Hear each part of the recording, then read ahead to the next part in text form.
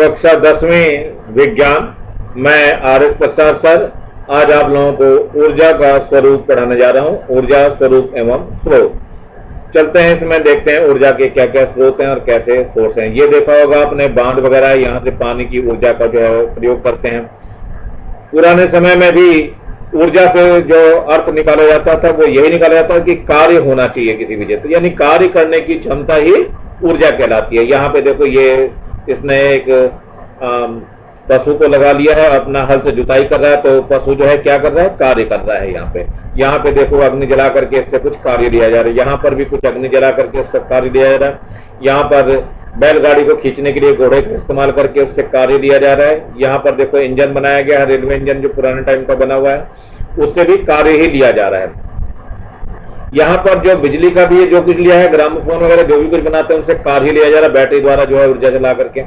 यहाँ पर भी उपकरण जो बनाया गया ये भी विद्युत चलित है और इससे जो है क्या है, हमें कार्य ही लिया जा रहा है। यहाँ पर जो भी कुछ हो रहा है देखो, कार्य ही हो रहा है सारा का सारा। ये यानी ऊर्जा का ये स्वरूप है, यानी ऊर्जा उसको कहते हैं जिसमें कार्य निहित होता है, यानी कार्य करने की क्षमता होती है। चलते हैं, थोड़ा आगे की तरफ बढ़ते हैं। ये है ऊर्जा के स्वरूप। ऊर्जा के स्वरूप में क्या क्या आता है? ऊर्जा के सभी रूपों में दो श्रेणियों में सम्मिलित आते हैं। नंबर 1 स्थितिज ऊर्जा और नंबर 2 गतिज ऊर्जा। स्थितिज ऊर्जा में क्या होता है? ऐसी ऊर्जा जो होती है जो गुरुत्व के कारण होती है, यानी स्थितिज ऊर्जा संग्रहित ऊर्जा एवं स्थितिज ऊर्जा है जो गुरुत्व के कारण होती है। गतिज ऊर्जा यह कण में गति के कारण आती है। यह तरंगों, इलेक्ट्रॉन्स, अणुओं तथा परमाणुओं की गति के अनुसार होती है। थोड़ा आगे बढ़ते हैं, जरा और ऊर्जाओं के लिए चलते हैं। स्थितिज ऊर्जा क्या चीज है? स्थितिज ऊर्जा संग्रहित ऊर्जा एवं स्थितिज ऊर्जा का ही रूप है, यानी गुरुत्वीय स्थितिज ऊर्जा है। पहले इसी के बारे में पढ़ लेते हैं। तो हम ये जानते हैं, देखो रासायनिक ऊर्जा ये भी इसी में ही आती है। रासायनिक ऊर्जा परमाणु एवं अणुओं के बंधों में संग्रहित ऊर्जा है। जैव भार, पेट्रोलियम, प्राकृतिक गैस और प्रोपेन, कोयला संग्रहित रासायनिक ऊर्जा के उदाहरण है। ये सारे रासायनिक ऊर्जाएं हैं, इनसे हमें बहुत ज्यादा ऊर्जा मिलती है। ये नाभिकीय विखंडन है, तो उससे हमें जो प्राप्त ऊर्जा होती है उसको हम नाभिकीय ऊर्जा बोलते हैं। परमाणु के नाभिक में संग्रहित ऊर्जा नाभिकीय ऊर्जा है। यह ऊर्जा अणुओं को एक साथ बांधकर रखती है। यूरेनियम परमाणु का नाभिक नाभिकीय ऊर्जा का उदाहरण है। इस पे 1 न्यूट्रॉन की बमबारी होती है। जैसे एक ये न्यूट्रॉन हो गया, ये यूरेनियम का परमाणु है, तो 2 भाग में बढ़ जाता है। काय में, क्रिप्टॉन में और बेरियम में, और 3 न्यूट्रॉन बन जाते हैं। 1 न्यूट्रॉन यहाँ बना, 1 न्यूट्रॉन यहाँ बना और 1 न्यूट्रॉन यहाँ बना। और इसके तोड़ने पर क्या होती है? अपार ऊर्जा निर्मुक्त होती है, यानी ई एनर्जी निर्मुक्त होती है, जिसे हम क्या कहते हैं? नाभिकीय ऊर्जा बोलते हैं। अब यहाँ पे संग्रहित यांत्रिक ऊर्जा, देखो स्प्रिंग को दबा के रखा तो उसके अंदर जो ऊर्जा आ जाती है। रबड़ को खींच के रखो तो उसके अंदर ऊर्जा आ जाती है। यानी वस्तुओं में बल के प्रयोग के परिणाम स्वरूप संग्रहित ऊर्जा संग्रहित यांत्रिक ऊर्जा है, यानी संवेदित स्प्रिंग है और तने हुए रबर है, या संग्रहित यांत्रिक ऊर्जा के सब उदाहरण है। आगे थोड़ा सा देखते हैं कौन कौन से उदाहरण दिए हुए हमें। ये गुरुत्वीय स्थितिज ऊर्जा का सबसे बढ़िया उदाहरण है डैम जो होते हैं। डैम में पानी जो है इकट्ठा कर लिया जाता है बांधों पर, और उसको काफी ऊंचाई से गिराया जाता है। और ये किस पे गिराया जाता है? टरबाइन के ब्लेड पे गिराता है, और टरबाइन के ब्लेड घूमते हैं और हमें विद्युत ऊर्जा मिलने चालू हो जाती है। यानी गुरुत्वीय स्थितिज ऊर्जा का रूपांतरण विद्युत ऊर्जा में शुरू हो जाता है। तो स्थान अथवा स्थितिज ऊर्जा गुरुत्वीय ऊर्जा है। किसी जल विद्युत बांध के पीछे की जलाशय में संग्रहित पानी गुरुत्वीय स्थितिज ऊर्जा का उदाहरण है। जब यह पानी टरबाइन को घुमाने के लिए छोड़ा जाता है तो यह गतिज ऊर्जा में बदल जाता है। अब आते हैं गतिज ऊर्जा में क्या उदाहरण दिए हुए हैं। गतिज ऊर्जा यह कण में गति के कारण ऊर्जा है। यह तरंगों, इलेक्ट्रॉन्स, अणुओं एवं परमाणुओं की गति के कारण होता है। ये जैसे विकिरण ऊर्जा है, यहाँ पर भी गति हो रही है। तो यह विद्युत चुंबकीय ऊर्जा है जो अनुप्रस्थ तरंगों में गति करती है। विकिरण ऊर्जा में दृश्य प्रकाश, एक्सरे, गामा किरणें तथा रेडियो किरणें शामिल है। सूर्य की ऊर्जा विकिरण ऊर्जा का उदाहरण है। तो ये विकिरण ऊर्जा भी इसी में ही निहित होती है। तापीय ऊर्जा, तापीय ऊर्जा का मतलब पदार्थ की आंतरिक ऊर्जा है। यह पदार्थ के भीतर परमाणुओं एवं अणुओं के कंपन एवं गति से है। भूतापीय ऊर्जा तापीय ऊर्जा का एक उदाहरण है। जो जमीन पे जहाँ गरम गरम रहती हैं चीजें या धुआं निकलता रहता है, वहां पे तापीय ऊर्जा हमारे पास होती है। गतिज ऊर्जा, गतिज ऊर्जा में आपने देखा ये किसी वस्तु अथवा पदार्थ की एक स्थान से दूसरे स्थान पर चलना गति है। पवन एवं जल विद्युत गति के उदाहरण है, दोनों ही उदाहरण ये। अब है ध्वनि ऊर्जा, जो तबला वादक वगैरह होते हैं इनमें से ध्वनि जो उत्पन्न होती है वो ऊर्जा का काम करती है। ध्वनि ऊर्जा का अनुदैर्घ्य तरंगों संपीड़न एवं विलयन में पदार्थ में से होकर गमन करना ही इसकी ऊर्जा होती है। विद्युत ऊर्जा, ये तो आप लोग अच्छी तरह से जानते हैं, बिजली का चमकना एवं विद्युत ऊर्जा के उदाहरण है। इलेक्ट्रॉन की गति विद्युत ऊर्जा है, इसमें गति होती है। अब थोड़ा सा ये ऊर्जा के रूपांतरण दिए हुए हैं, इन ऊर्जा के रूपांतरण को भी आप लोग भली भांति समझिए।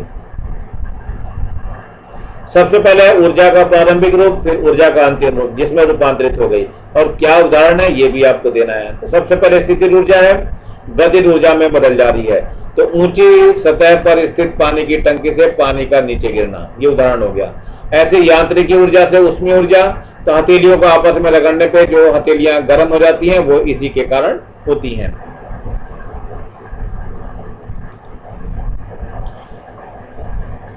अब आते हैं यांत्रिक ऊर्जा। यांत्रिक ऊर्जा स्थिति ऊर्जा में बदल रही है, ये स्प्रिंग को जो दबा के रखते हैं तो यांत्रिक ऊर्जा स्थिति ऊर्जा में बदल जाती है। अब आती है यांत्रिक ऊर्जा विद्युत ऊर्जा में कैसे बदलती है, जैसे विद्युत जनरेटर है, इसमें विद्युत का उत्पादन जो होता है।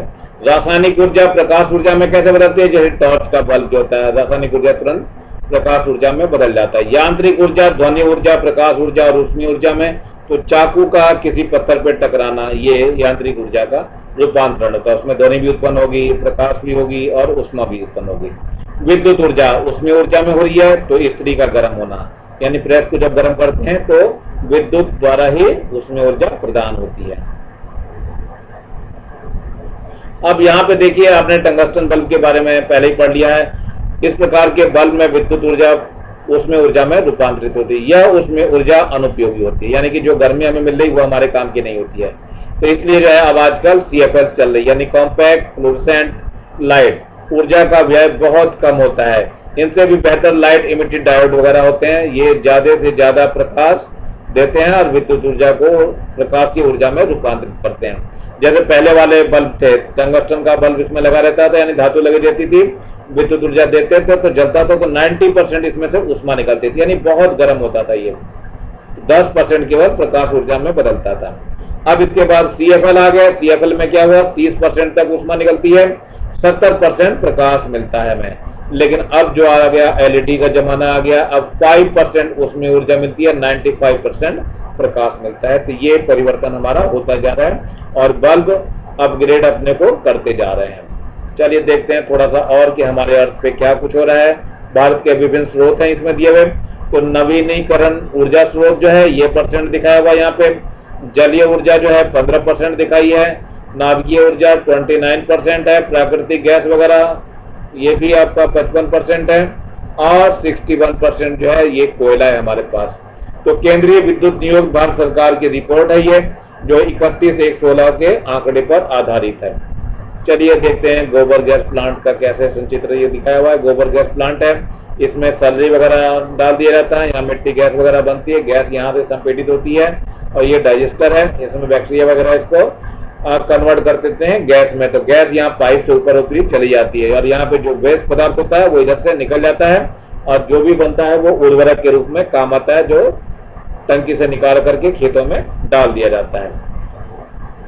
ये पवन चक्की आपको दिखाई हुई है, पवन चक्की भी आप लोग अच्छी तरह जानते हो। इसके अंदर जो नीचे जो लगा हुआ होता है ये यहाँ पे जो दिखाई दे रहा है 3 नंबर पे, इसमें शाफ्ट वगैरह, जनित्र वगैरह और गियर बॉक्स वगैरह लगे होते हैं, जिससे कि ये यहाँ पे लगा होता है गियर बॉक्स वगैरह, जिससे घूमने पे विद्युत उत्पन्न करता है और ये विद्युत को यहाँ एकत्रित करके और खंभों के द्वारा भेज दिया जाता है।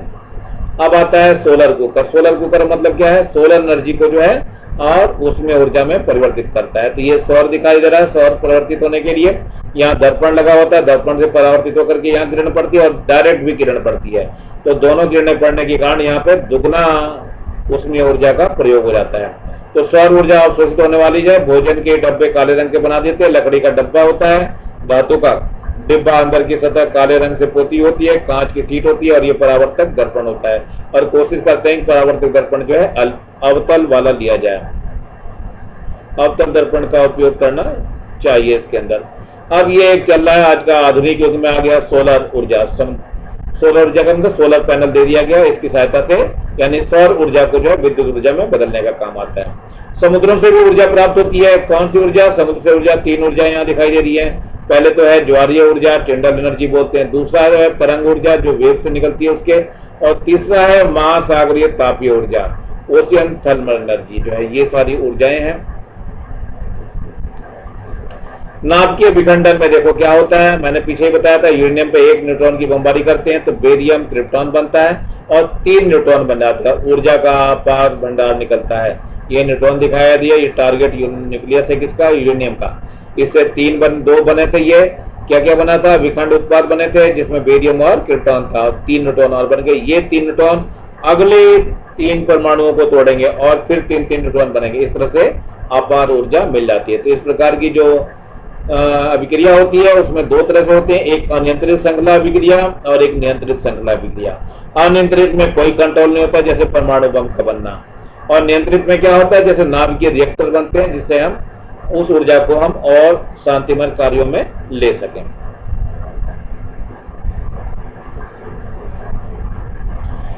बिल्कुल ठीक इसी प्रकार का वो नाभिकीय विखंडन था। यह नाभिकीय संलयन, यानी 2 हल्के हल्के नाभिकों को जब मिला करके एक बड़ा नाभिक का निर्माण किया जाता है तब भी अपार ऊर्जा मिलती है। लेकिन यहाँ पे शुरू में इसको एनर्जी जाने के लिए बहुत अधिक ताप की जरूरत पड़ती है। तो यहाँ पे देखो ये 2 है, ये हाइड्रोजन है यानी प्रोटियम, ड्यूटेरियम के हैं दोनों। नाभिकीय ऊर्जा या नाभिकीय संलयन होता है तो हीलियम बन जाता है, अब ऊर्जा निकलती है। ये ऊर्जा लगभग जो है 21.6 मिलियन इलेक्ट्रॉन वोल्ट है। इसमें ध्यान रखना बच्चों, 1 eV का जो अर्थ होता है वो 1.6 इंटू 10⁻⁹ जूल होता है। ये अच्छी तरह याद रखना है। और MeV का मान कितना होता है? मिलियन इलेक्ट्रॉन वोल्ट, यानी कि 10 लाख 10 की घात 6 इलेक्ट्रॉन वोल्ट होता है। ये ध्यान रखना है इसको। नाभिकीय ऊर्जा लगभग 1 यूरेनियम छोटी सी मात्रा अत्यधिक ऊर्जा मुक्त होती है। ऑक्सीजन, इस अभिक्रिया में ऑक्सीजन की आवश्यकता ही नहीं होती है। हानि क्या है? अभिक्रिया में रेडियो एक्टिव पदार्थ जो उत्पन्न होते हैं वो हमारे लिए हानिकारक होते हैं। अब एक क्रेडा शब्द आता है, बहुत ज्यादा इस्तेमाल होता है। क्रेडा हमारे छत्तीसगढ़ के लिए क्रेडा, तो क्रेडा का फुल फॉर्म देखो यहाँ दिया हुआ है। क्रेडा छत्तीसगढ़ का राज्य अक्षय ऊर्जा विकास प्राधिकरण है, इसका संक्षिप्त रूप दिया हुआ है। यह छत्तीसगढ़ शासन के ऊर्जा विभाग का उपकरण है। क्रेडा के उद्देश्य क्या है और क्रेडा के निम्नलिखित उद्देश्य हैं। नंबर 1, ऊर्जा का संरक्षण करने का अर्थ ऊर्जा के स्रोतों का उचित उपयोग करने से है जिससे ऊर्जा की बचत हो। नंबर 2, परंपरागत ऊर्जा स्रोतों से प्राप्त ऊर्जा की खपत को कम करने के लिए गैर परंपरागत ऊर्जा स्रोतों पर निर्भरता को बढ़ाना है। नंबर 3 क्या है? गैर परंपरागत ऊर्जा स्रोतों के दोहन से प्राप्त ऊर्जा पर्यावरण हितैषी होते हैं, अतः अधिक से अधिक सौर ऊर्जा, बायोमास ऊर्जा, वायु ऊर्जा के उपयोग के लिए प्रेरित करना चाहिए। नंबर लास्ट ये क्रीड़ा के संबंध में छत्तीसगढ़ ऊर्जा शिक्षा पार्क यानी छत्तीसगढ़ एनर्जी एजुकेशनल पार्क है रायपुर में। परंपरागत ऊर्जा स्रोतों के कार्यशील मॉडल जैसे जल शक्ति, वायु शक्ति और सौर शक्ति, सोलर कार, सोलर हट, सोलर बोट तथा बायोगैस प्लांट प्रदर्शन हेतु रखे गए हैं। ये वहां पर आप जाकर के कभी भी देख सकते हैं। ये लेसन समाप्त हो रहा है, अब हम क्वेश्चन आंसरों की तरफ बढ़ जाते हैं। सही विकल्प चुनिए। नंबर 1 है जितने ऊर्जा स्रोत हम उपयोग में लाते हैं उनमें से अधिकांश और सौर ऊर्जा को निरूपित करते हैं।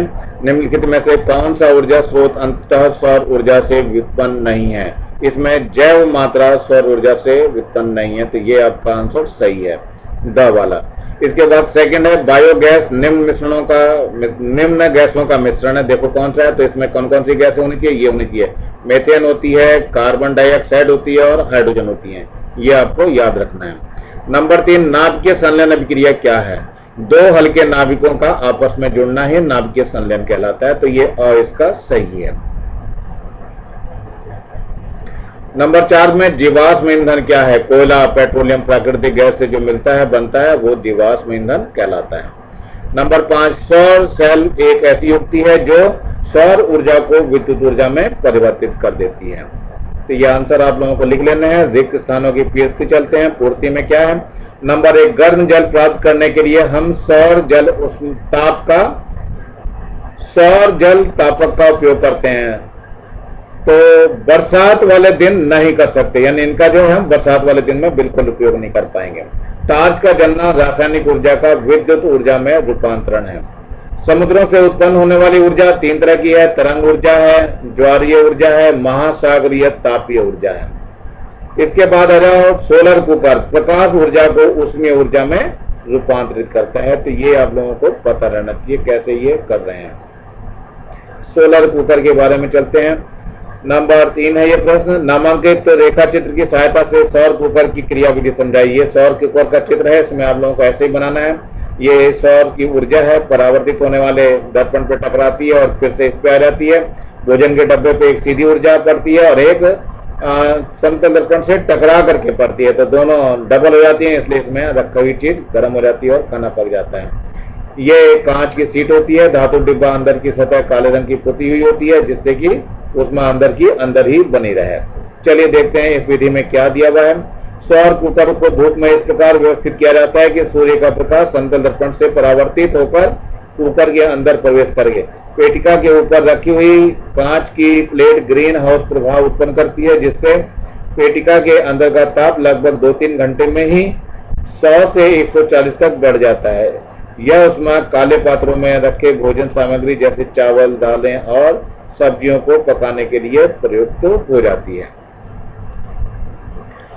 समझाते हैं क्यों है सौर कुकर बक्से को भीतर से काला क्यों रखते हैं। पहला तो यही, सौर कुकर को बक्से को कांच की शीट से ढकते हैं। क्यों?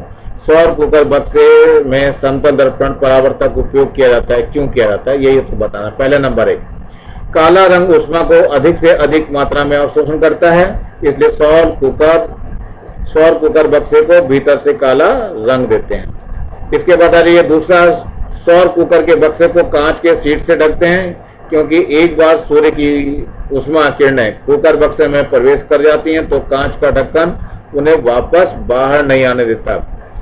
इस तरह सूर्य की अधिकाधिक ऊष्मा किरणें बक्से में रोक ली जाती हैं, जिसके कारण सौर कुकर बक्से में लगभग 2 से 3 घंटे में ही लगभग 100 डिग्री सी से 140 डिग्री सी तक बढ़ जाता है। चलिए नंबर 3 देखते हैं। सौर कुकर बक्से में समतल दर्पण परावर्तक उपयोग किया जाता है, क्योंकि समतल दर्पण सूर्य से आने वाली प्रकाश किरणों का अधिक से अधिक भाग को परावर्तित करती है, जिससे सौर कुकर बक्से के अंदर अधिक मात्रा में प्रकाश किरणें प्रवेश करने से बक्से के अंदर का ताप शीघ्रता से बढ़ जाता है और खाने की वस्तुएं पक जाती हैं आसानी से। नंबर 5 क्वेश्चन है, युक्ति का नाम बताइए जो सूर्य के प्रकाश को बिजली में परिवर्तित कर देता है। तो ये आपका आंसर है, इसका उत्तर लिखना है आपको। सूर्य के प्रकाश को बिजली में परिवर्तित करने वाली युक्ति का नाम क्या है? सौर सेल, सोलर सेल है ये। नंबर 6, मवेशी गोबर के अतिरिक्त बायोगैस संयंत्र में कौन से अन्य पदार्थों को डाला जा सकता है? नंबर 1 क्या आंसर इसका? आंसर लिख लीजिए, मवेशी गोबर के अतिरिक्त बायोगैस संयंत्र में पादप अवशिष्ट व मल आदि पदार्थों को डाला जा सकता है। ये बहुत ही उपयोगी है। अब आ जाइए नाभिकीय संलयन तथा नाभिकीय विखंडन में क्या अंतर है। तो पहला है अति उच्च ताप व दाब पर यह यानी लगभग 10⁷ K पर 2 हल्के नाभिकों का परस्पर संयुक्त होकर एक भारी नाभिक बनाने की प्रक्रिया होती है, इसको हम संलयन बोलते हैं। इस प्रकार नाभिकीय विखंडन में क्या होता है? इस प्रकार के नाभिकीय अभिक्रियाओं में एक भारी नाभिक के विखंडन से अधिक मात्रा में ऊर्जा उत्सर्जित होती है, जिनके द्वारा यांत्रिक कार्य किया जा सकता है। इस अभिक्रिया के लिए उपयुक्त ईंधन यूरेनियम है। नंबर 4 है, यदि यह अभिक्रिया एक नियंत्रित अभिक्रिया है, इस अभिक्रिया में एक भारी नाभिक 2 हल्के नाभिकों में विखंडित होते हैं और अपार मात्रा में ऊर्जा उत्पन्न होती है।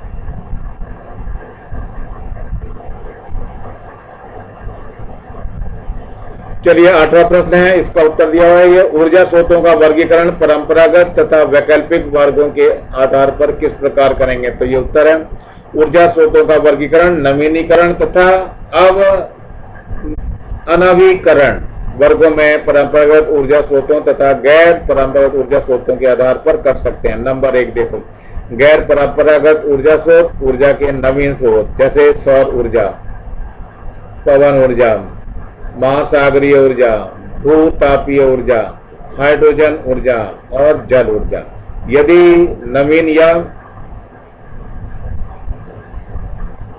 गैर परंपरागत ऊर्जा स्रोतों के उदाहरण हैं, ये ऊर्जा के स्रोत असीमित मात्रा में उपलब्ध हैं, अर्थात ये कभी न कभी समाप्त हो जाएंगे। नंबर 2, परंपरागत ऊर्जा स्रोत वे स्रोत हैं जिनका उपयोग मानव कई वर्षों से करता आ रहा है। कोयला हो गया, जलाऊ लकड़ी होगी, पेट्रोलियम पदार्थों के प्राकृतिक गैसें हो गई आदि इनके उदाहरण हैं। ऊर्जा के ये स्रोत अनावरणीकरणीय योग्य संस्थान हैं क्योंकि ये स्रोत सीमित मात्रा में उपलब्ध होते हैं तथा खपत की दर से इनका पुनः पुनः निश्चित अवधि में संभव नहीं है। तो देखते हैं, जरा आगे की ओर बढ़ते हैं, क्या दिए हुए हैं और क्वेश्चन आंसर थोड़ा सा देख लेते हैं। 9वां क्वेश्चन है, इसका ये आंसर दिया हुआ है, देखते हैं क्या है। ऐसे दो ऊर्जा स्रोतों के नाम लिखिए जिन्हें आप नवीकरणीय मानते हैं। इसके अपचयन के लिए तर्क भी दीजिए, मतलब क्या, क्यों चयन किया जा रहा है उसका तर्क देना, यह आंसर है। नवीकरणीय दो ऊर्जा स्रोतों के नाम है सौर ऊर्जा तथा पवन ऊर्जा। सौर ऊर्जा तथा पवन ऊर्जा के नवीकरणीय ऊर्जा स्रोत हैं क्योंकि इनसे प्राप्त ऊर्जा को एक बार उपयोग में लाने के पश्चात इनका पुनः पूरण किया जा सकता है। ये ऊर्जा के स्रोत असीमित मात्रा में उपलब्ध हैं, अर्थात ये कभी न समाप्त होने वाले ऊर्जा स्रोत हैं, इसलिए इन ऊर्जा स्रोतों को नवीनीकरण ऊर्जा स्रोत मानते हैं। नंबर 10 है, सौर ऊर्जा का उपयोग, लाभ लिखिए इसका। सौर ऊर्जा के उपयोग के लाभ, सबसे नंबर 1, सौर ऊर्जा के विद्युत ऊर्जा प्राप्त किया जाता है जो बिल्कुल प्रदूषण रहित है। नंबर 2, सौर ऊर्जा के उपयोग से कोयले तथा पेट्रोलियम जैसे अनावरणकरणीय ऊर्जा स्रोतों को संरक्षित किया जा सकता है।